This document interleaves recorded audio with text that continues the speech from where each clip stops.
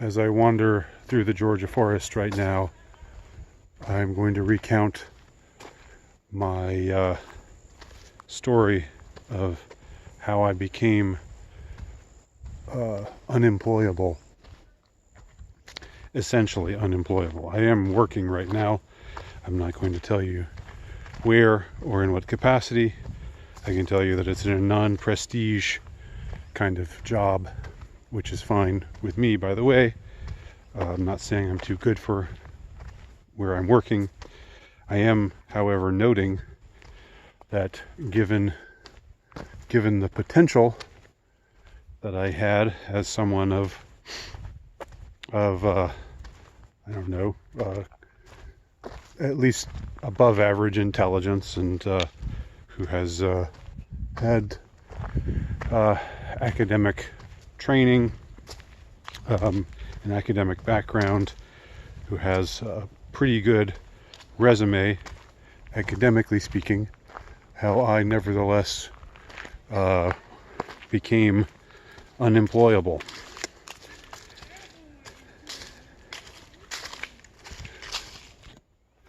Of course, we live in a time of what could be called soft Maoism, or soft Stalinism, whichever you prefer, one form of totalitarianism or another.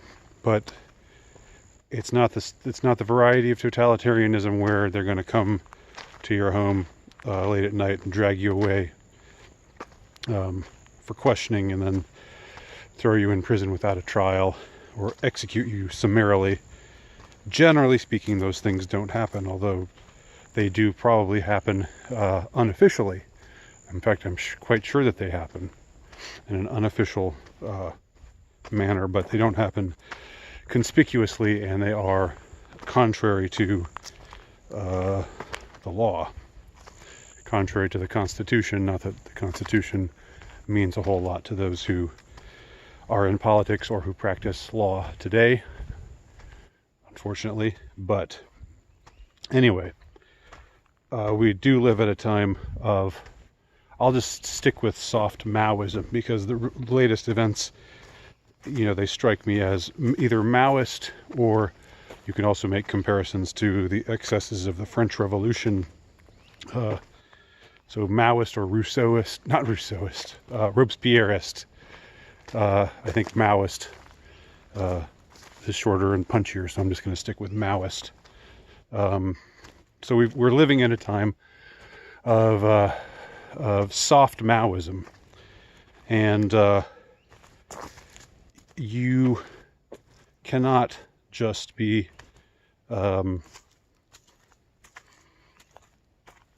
you cannot just glide by and be apolitical.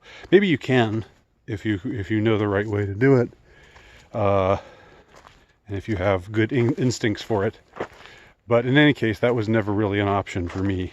I've never wanted to just hide how I feel or hide what I think. I've always wanted to share my ideas and opinions and beliefs, and I've never felt like someone who has much interest in simply acquiescing to what I'm expected to believe or think. And when I sense that my acquiescence is being asked for, that is the time when I grow even more resolute in refusing or declining to acquiesce. This might be a fault under some circumstances, because sometimes maybe it's prudent to just say, all right, let you win this battle, whatever. This isn't the hill I'm going to die on. I'm open to that idea, but it's just not me. It's not who I am. It's not how I have ever lived my life. So, as a result, I have written what I've written, and I have said the things that I've said, and it's all out there. and anybody who's interested can find it by typing my name into a search engine. And what I have said and what I have written puts me at odds with the type of beliefs and the type of opinions and the type of perspectives that a good, compliant person is supposed to have today. I won't go into detail about anything. I mean, it's all out there. But I also have the disadvantage of having made friends with people who are intellectual outcasts and who are seen as simply beyond the pale. Even though their beliefs and my beliefs are not the same, we still get along. And I have talked to them and done podcasts with them, and been acquainted and been friendly with them, and we share certain things in common but not others. So it doesn't matter, though, the fact that we share anything in common, and the fact that I have had them as friends and currently even still have them as friends, and won't denounce them and won't renounce my friendship with them. That also puts me beyond the pale.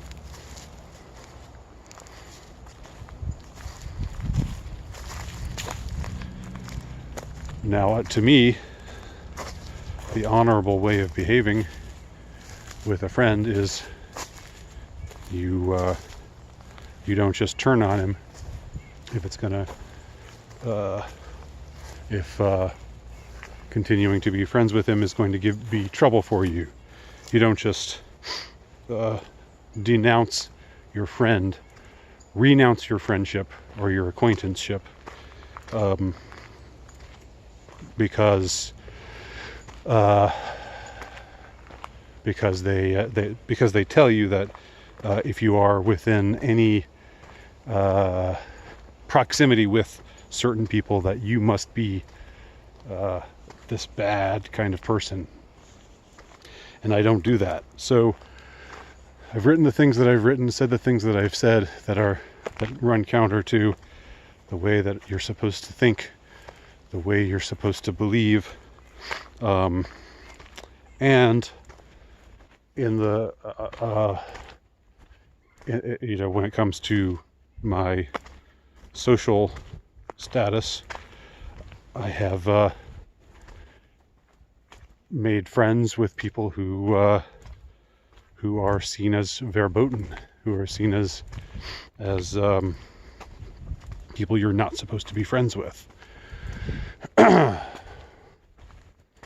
it's kind of strange because, the kind of people who hold you to these kinds of standards, they're often friends with people who have beliefs and opinions that are certainly, one would suspect, objectionable, right? If you're friends with someone who's a communist, well, that means you're friends with someone who's embracing an ideology that is responsible for the deaths of hundreds of millions of people. I'm not saying you should renounce your friendship with him because he's a communist, but you're telling me I have to renounce my friendship with the people that I've been friends with simply because of their ideologies being objectionable to you. And maybe they're objectionable to me too, but I don't, on those grounds, kick away a friend for totally self-serving reasons. That's the thing. That's something that's also very perverse about the way things are right now. Self-servingness is rewarded. Integrity is punished. If you if you turn on your friends at the right time and say the right things at the right time, then you're rewarded. But if you are honest about your beliefs and don't renounce your beliefs and don't denounce your friends or your acquaintances,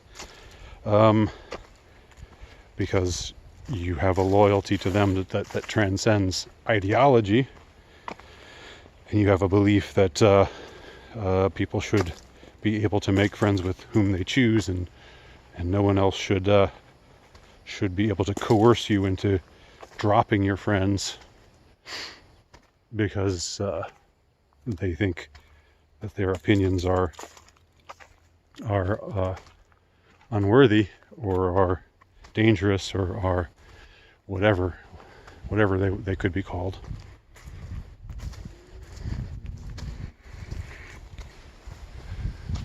There is another paradox or contradiction in what you often hear.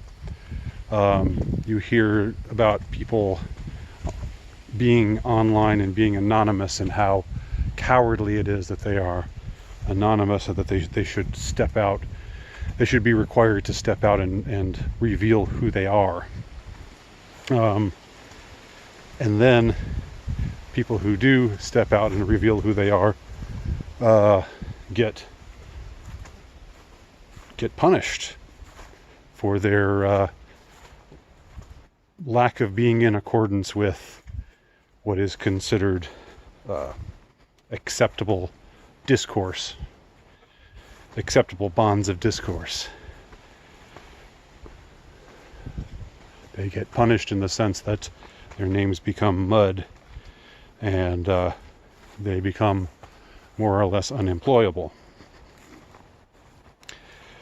So it seems kind of contradictory, right? You know, if you're going to disparage people for being anonymous, but then tell them that if they reveal themselves and reveal themselves to hold to a belief that you don't like, and that the ruling authorities don't like at any given time, that they become radioactive, essentially, and nobody wants to be around them, and certainly no one wants to hire them.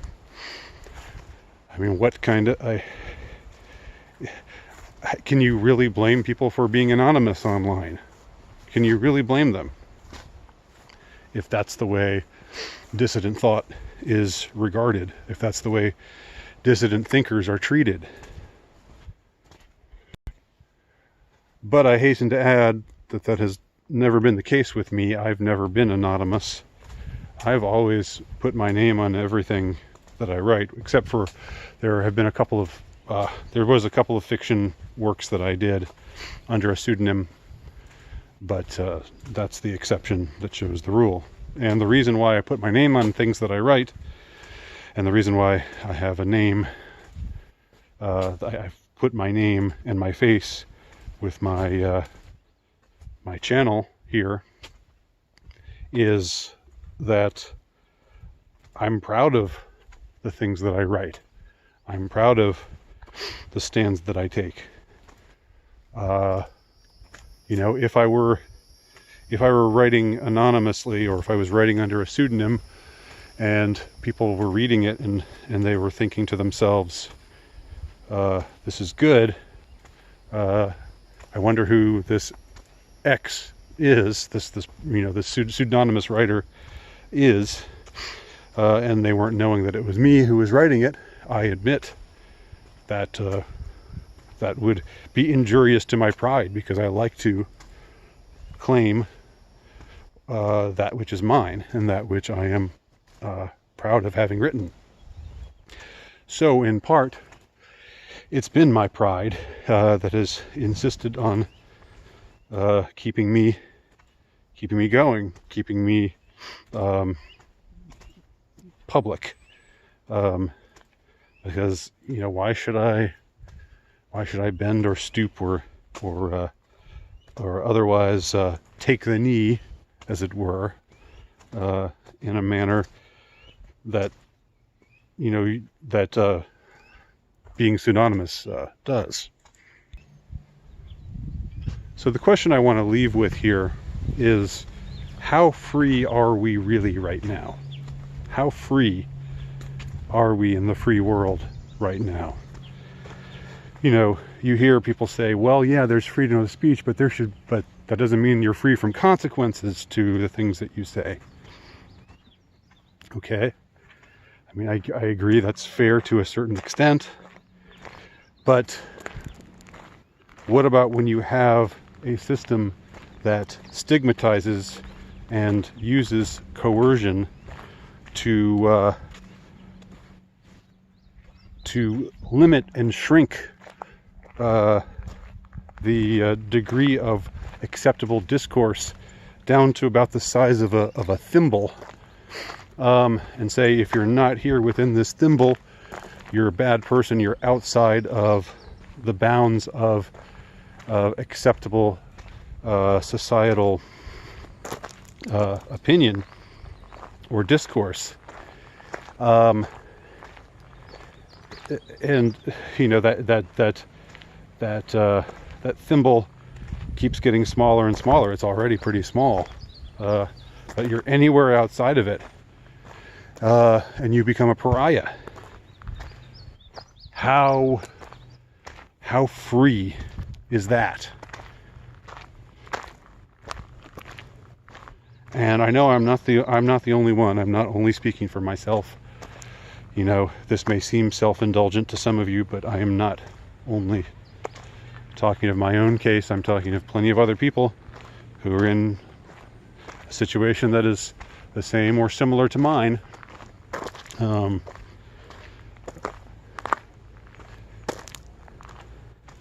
And who similarly find themselves unemployable. I can understand the urge to not want to have anything to do with this world anymore, to want to leave this world, to want to take off, to want to slip off this mortal coil. I totally get that.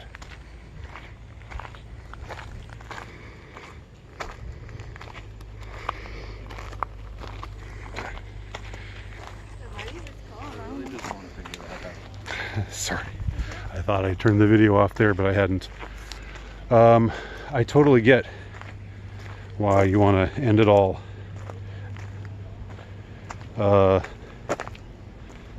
And I've struggled with that myself, to be honest.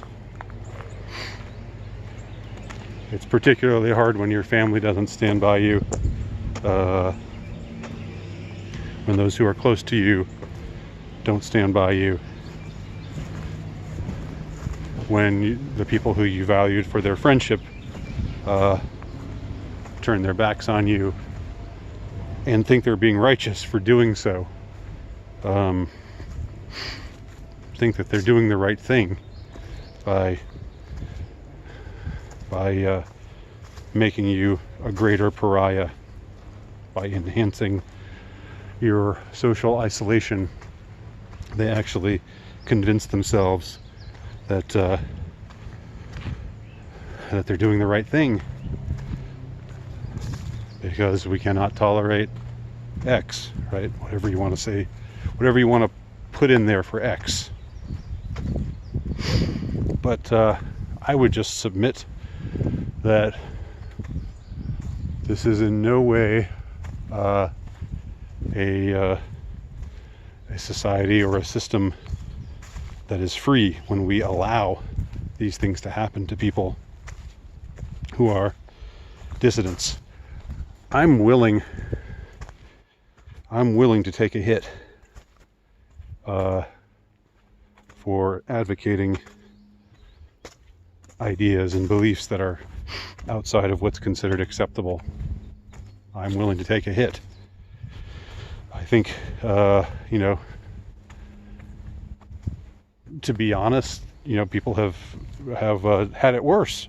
They've certainly had it worse. You know, dissident thinkers in the 1st century AD, the Roman Empire, known as Christians, they certainly had it worse, in the sense that you know, their lives were on the line, they were often murdered,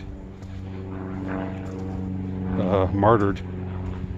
And you can take other points of history, and you know, if you're triggered somehow by me talking about Christians and first century Rome, then just, I don't know, transfer it to a different time in history with a different set of people. They had it worse if their beliefs and opinions relegated them to death. But I don't think what the thought criminal of our age has to go through, I don't think it is trivial just because he's not sentenced to death, just because he's not, in most cases, arrested, just because he's, in most cases, simply allowed to become a social pariah, and all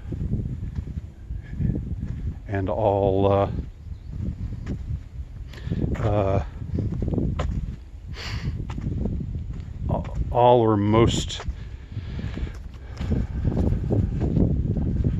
expectation of livelihood gets removed from him. That's not a trivial thing. It's not trivial in the least.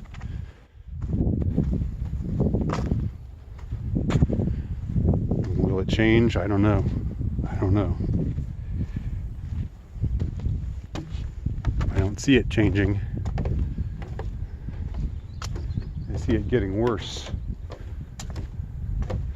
Then again, we are just about at the point where our civilization is going to collapse anyway. Maybe things are going to get more real than they even are now. I don't want that to happen, though, because I happen to have children. I don't want to, you know, some of you might think it's cool to live in a time where things are falling apart, but I'd like for things to stay together at least long enough for my children to have lives that aren't fraught with danger and peril. Ultimately, all of these questions are beyond me, beyond what I'm capable of doing anything about. But I just want to leave, in any case, I want to leave with the question: is this truly freedom?